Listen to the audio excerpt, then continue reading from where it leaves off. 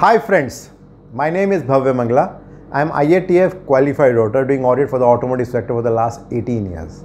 I am again back with a very interesting topic. What is the key difference between preventive control and detective control as per FMEA first edition by AIG and VDA. So when we talk about prevention and detection, so one very easy example is that, say for example, we are sitting in a car and we are trying to start the car.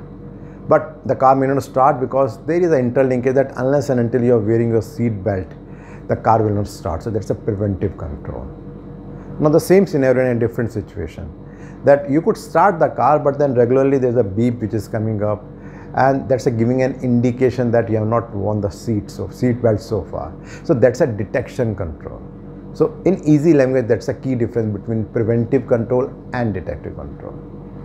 Well, in this particular video, I'm going to talk specifically about what is FMEA, what is failure chain, what is the key difference between preventive control and detective control considering design FMEA and process FMEA. And then I will be giving one example with respect to both preventive control and detective control. And in the last, I'm going to talk about the key challenges that industry is facing with respect to the prevention and detective control. So let me first start with the key definition of FMEA. So when we say FMEA, is basically a team-oriented, systematic and qualitative and analytical method to identify, analyze and mitigate the technical risk related to the product and the manufacturing process design.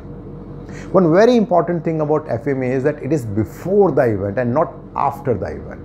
So you must do FMEA before releasing the drawing or before the mass production or before making the tooling, depending upon whatever activity that we are doing. Now before going further, it's very important to understand about what is failure chain. So when we talk about failure chain, we talk about three key things: failure mode, failure effect and failure cause. And if you see the diagram, you'll find that failure mode is in the center. So the impact of failure mode is on the failure cause and as well as on the failure effect. So if we go by definition, when we talk about failure mode, it's talking about the ways or the modes in which something might fail. When we talk about failure effect, it talks about the consequences of those failures. And when we talk about failure cause, it's an indication of that why that failure could happen. And in that, there are three more things that is coming up, that is severity, occurrence and detection. And it is a direct linkage with the preventive control and the detection control. Now, let me talk specifically about the key difference between preventive control and detective control. And when I'm going to talk about it, I'm going to talk with respect to design FMEA and process FMEA both. So let me first start with preventive control considering the design FMEA. So by definition, when we are talking about the preventive type of controls with respect to the design, so basically it describes how a cause of failure mode or an effect in the product design is prevented based on the current or the planned action. And basically their intention is to reduce the likelihood that the problem will occur, and it's the input for the occurrence ranking also. Some of the key example with respect to the design FMEA with respect to the preventive control includes maybe the margin of safety that we take while designing a particular product. Sometimes we do some simulation studies to find that how something can fail. Maybe the technical specifications with respect to the different processes like heat treatment and other things.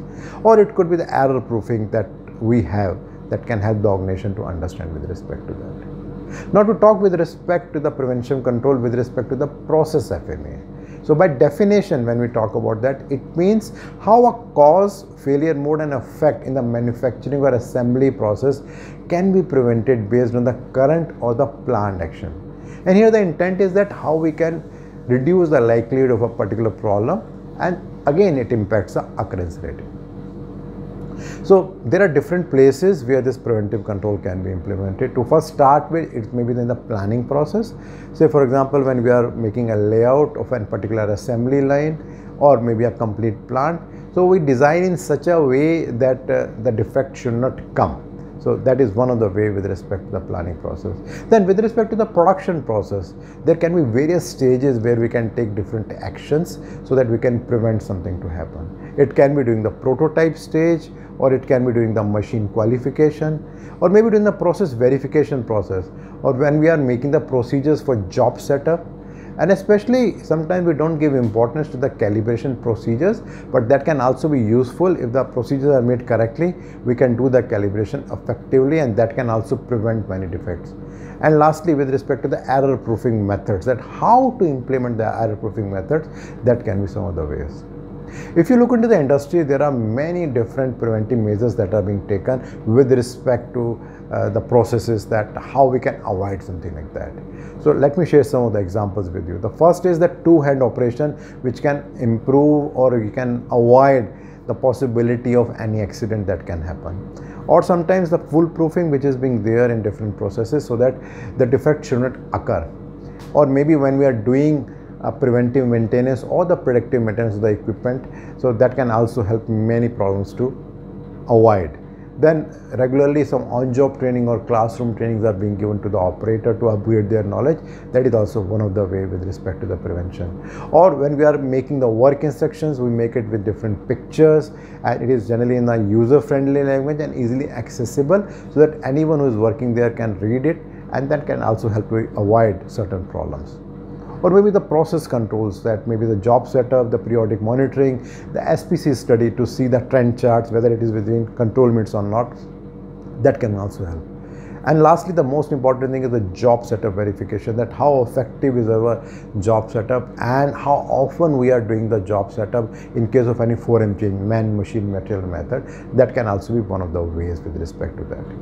Now to talk about the detection part, and here again I am going to talk with respect to design FMEA and process FMEA. Now talking with respect to the design FMEA of the detection control. So if we talk with respect to definition, it is talking about how a failure mode or a cause in the product design is detected based on the current or planned action before the product design is released to production, and that is being used with respect to the detection rating also. Some of the key ways in which we can use the detection in the design FMEA. The first is the functional check that we are doing it. Another thing could be the endurance testing or maybe the environmental testing. And another example could be the design of experiment that we can do DOE, which can also help us with respect to the detection part. Now talking with respect to the process FMEA, that how the detection can be improved or how we can identify different ways with respect to detection by process FMEA. So if we talk about the definition, it's basically talking about how a failure mode or a cause in the manufacturing or assembly process is detected based on the current or the planned action before the material is being shipped from the manufacturing or the assembly plant. And there can be many different ways by which we can do that. One's very simple and the easiest is the visual inspection that we are doing it. Secondly could be the advanced method of that optical inspection with using a camera, that can help. Or it can be the attribute inspection, go, no-go gauge, fixture gauges we are using it, that can help us to know and detect that whether something is good or not. Or it can be the routine dimensional check by using micrometer, vernier and different equipments. It can be with respect to the in-process inspection or the final inspection that can be used with respect to that, or it can be the end-of-line testing that we can use. And these all are some of the possible ways by which we can do the detection checking. Now, in case the preventive control and the detective controls, we are already using it or we have used it in the past, in that case we should put it in that particular column. But in case we are proposing something new which we have not yet tried, then it should be in the recommendation column. And it's also important that in case there is no preventive control or detective control at the moment, then we should not write anything in the FMEA table. Now let me give an example with respect to design FMEA, that how the preventive control and detective control can happen. So let's take an example of power steering pump. And if you see, the basic function of the power steering pump is to deliver the hydraulic power for steering by transforming the oil pressure from the inlet to the outlet during the engine idle state. Now what can be the possible failure mode? One could be that inadequate outlet pressure. What will be its effect? Now to talk about the effect, the local effect on the pump, the low pressure fluid going into the steering gear. If you talk about the next level, maybe the steering subsystem, it can be the increased friction at the steering gear when we talk with respect to the end user. So maybe the increased steering effort that lead to some accident whenever somebody is trying to use the steering. Now what can be the possible failure cause for that? Maybe one of the causes is that the fluid that we are using is not correct as per the specification. Maybe the viscosity is low. Now what can be the prevention control that we can put at this moment? One could be that there can be some design guidelines that what kind of hydraulic fluid we need to use, maybe with respect to viscosity and some other specification. And what can be the detection control? Maybe at certain frequency we have a vehicle testing, some durability tests that can help us to understand that yes, whether everything is going fine or not. So this is an example with respect to design FMEA with respect to the prevention part. Now to take another example with respect to the process part, that in process FMEA, if we take one example with respect to prevention and detection control, so how it can work. So let's take an example of a hardening, induction hardening process, that we are hardening a shaft and see that how things can work. So the basic function is that we are hardening a shaft by using an induction hardening machine, wherein we want a certain Brenner hardness in that particular shaft according to some specifications that we have already decided. Now what can be the failure mode? Maybe the hardness is less than what I have already designed that. What can be the effect of that failure?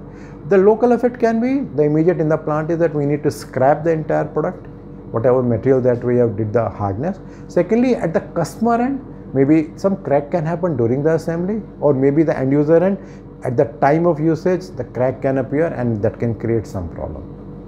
Now talking about the failure cause, that what can be the cause of it? Maybe whatever job setup we did with respect to the current and voltage for the induction hardening machine, that is not correct, that could have led to that. And what is the preventive control that we can have at the moment? Maybe we can have an effective job setup verification as per the procedure which has been defined.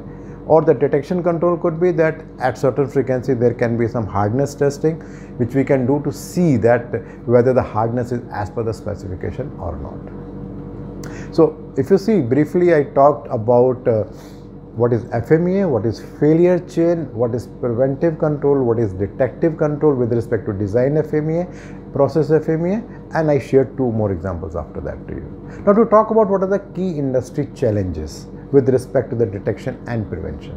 The first and the foremost is how often whatever we are defining the preventive and detective control in our FMEAs, whether on the ground level, whenever at the time of design stage or in the manufacturing process, either actually we are using the same kind of controls or they are entirely different. Secondly, whenever any rejection is coming which is more than the target, are we reviewing our existing preventive control and detection control to see that whether they are actually working or something else is there? And thirdly, whenever any rejection is coming from the customer and some field return, warranty or recall is there, how often we are reviewing the effectiveness of our existing preventive and detection control, and how often we update them based on the whatever actions that we think are required to satisfy the customer requirement. So some very key and very important challenges that industry is facing. So in summary, if I repeat again, I talked about the preventive controls and the detective controls considering the design FMEA and process FMEA. My next video will again be in the same series of FMEA, and that I am going to talk about the key difference between RPN, risk priority number as per FMEA 4th edition, and action priority which is as per FMEA 1st edition by AIG and PDA. Regularly I am getting a lot of feedback from your side and they are helping me to understand your expectations, so please do continue that. And in case you want to understand about this particular video in much more detail, if you see, you find a link below. If you click that, you'll find a blog there, and there you will find this information in much more detail. And in case you are liking these kind of videos and blogs, so you can share it with your friends, and you can subscribe to my YouTube channel and my website bhavyamangla.com. Thank you.